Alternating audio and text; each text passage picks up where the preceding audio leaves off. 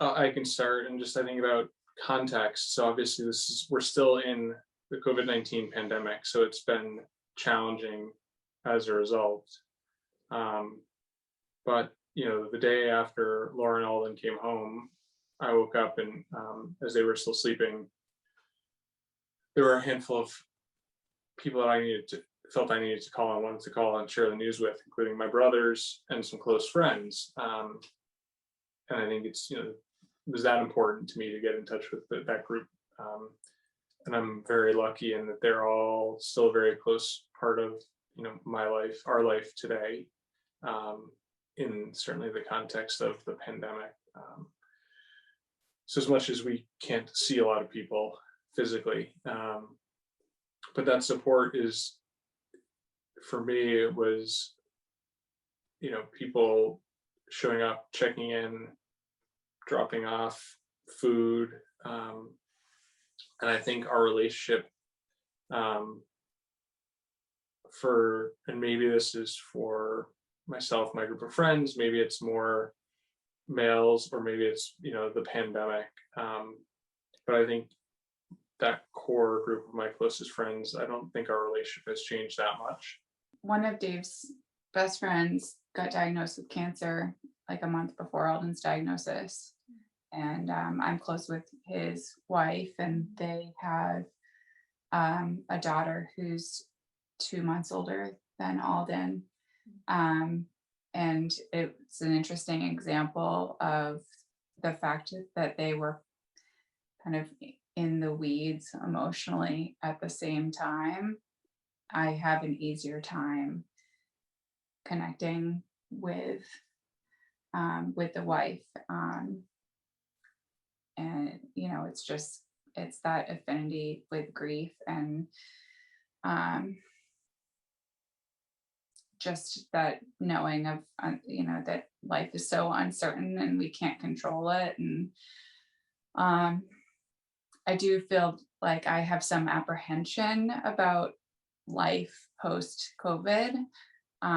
We have been in our own little world since this diagnosis, and I have not had to interact with very many children, certainly not on a daily basis, that are Alden's age and have these neurotypical futures ahead of them. And it'll be a big transition. But I definitely know that I am apprehensive about the end of COVID. We have found some safety in our bubble, and some normalcy within Alden's atypical development. And as we start getting out and about more, and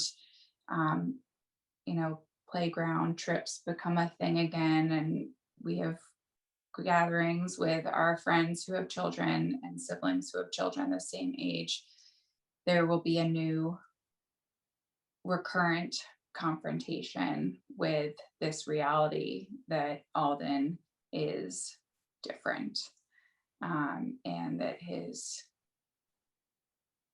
all the struggles that go along with that.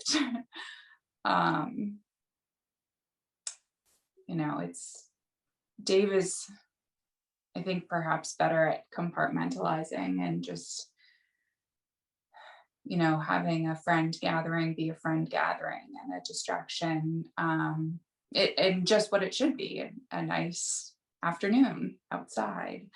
And I find that I am triggered by sometimes the littlest things that can take my mind away from that present moment, and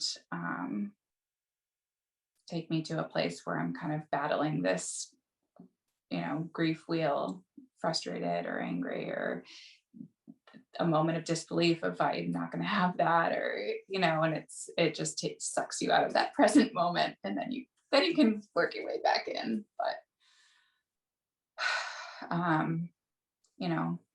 it'll be a new challenge getting back out in the world. And also, how do we explain it? Alden is emerging. He is not he before looked like an infant, acted like an infant. Now he looks like a 1-year-old, acts like an infant. Soon he's going to look like a 1.5-year-old and act like an infant.